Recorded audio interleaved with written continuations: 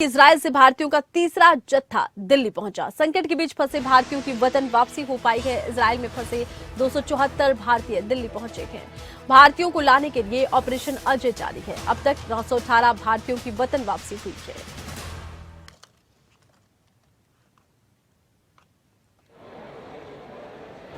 तो वतन वापसी हुई है। इजराइल में देखिए युद्ध के हालात बने और वहां फंसे भारतीयों को वापस लाने के लिए ऑपरेशन अजय शुरू किया गया है। और आपको बता दें कि तीसरा जत्था पहुंचा है दिल्ली और 274 लोग इस तीसरे जत्थे में शामिल हैं। इजराइल से भारतीयों की ये सकुशल वापसी हो सकी है।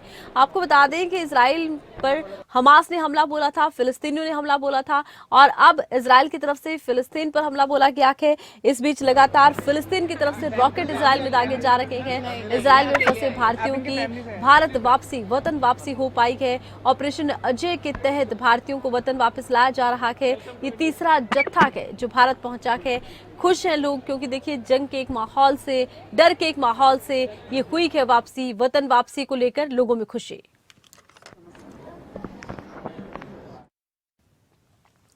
अभी तक कुल 918 भारतीयों की हुई है वतन वापसी। ये तीसरा जत्था है और इजराइल से भारतीयों का तीसरा जत्था दिल्ली पहुंचा है। 274 लोग हैं तीसरे जत्थे में।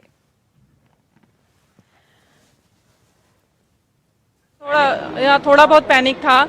हमारे सिटी में इतना ज्यादा पैनिक नहीं था, बट जब सायरन आते थे तो थोड़ा होता था। बच्चों के साथ सायरन, जब वो उधर से रॉकेट होते, जब वो लोग भेजते हैं रॉकेट हमास वाले या गाजा वाले, तो यहाँ पे सायरन। उस दौरान आप लोग क्या करते थे? हम लोग बचने के लिए शेल्टर में जाते थे। हाँ, वहाँ पे सारी बिल्डिंगों में शेल्टर बना रखे हैं तो बहुत सेफ होता है। तो बच्चे के साथ थोड़ी दिक्कत और पैनिक।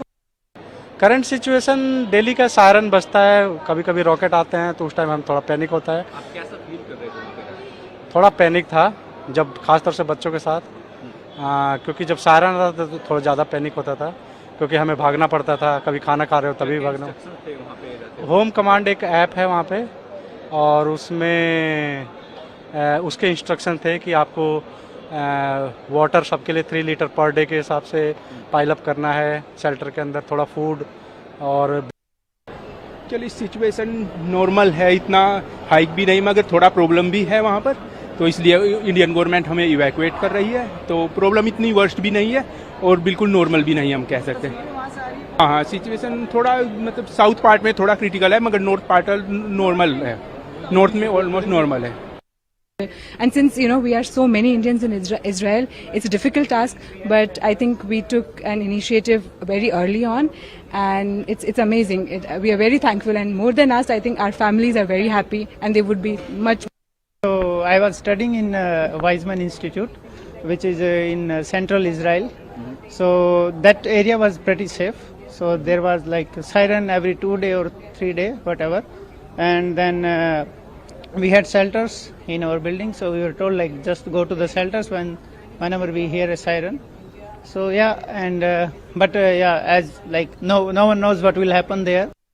काफ़ी सायरन्स वगैरह बज रहे थे। मैं रिशॉन में थी। रिशॉन तेल अवीव से 8 किलोमीटर साउथ में है सिटी, और मैं एक फेलोशिप के लिए इजराइल गई थी और वहाँ पे काफ़ी कुछ पिछले 1 हफ्ते से we've been just like running in and out of bomb shelters, sirens बजते हैं और हमें 90 seconds में सेफ रूम या शेल्टर में भागना होता है।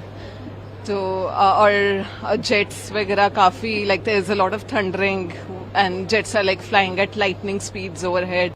सच बोला जाए तो इंटेंसिटी तो बहुत हाई है। चारों तरफ से, उत्तर से भी हो रही है और दक्षिण से भी फायरिंग हो रही है, और जब भी साइलेंस की आवाज़ आती है तो हमें सेफ्टी जगह में एंट्री करनी पड़ती है और वहाँ हमें 10 मिनट रहनी पड़ती है।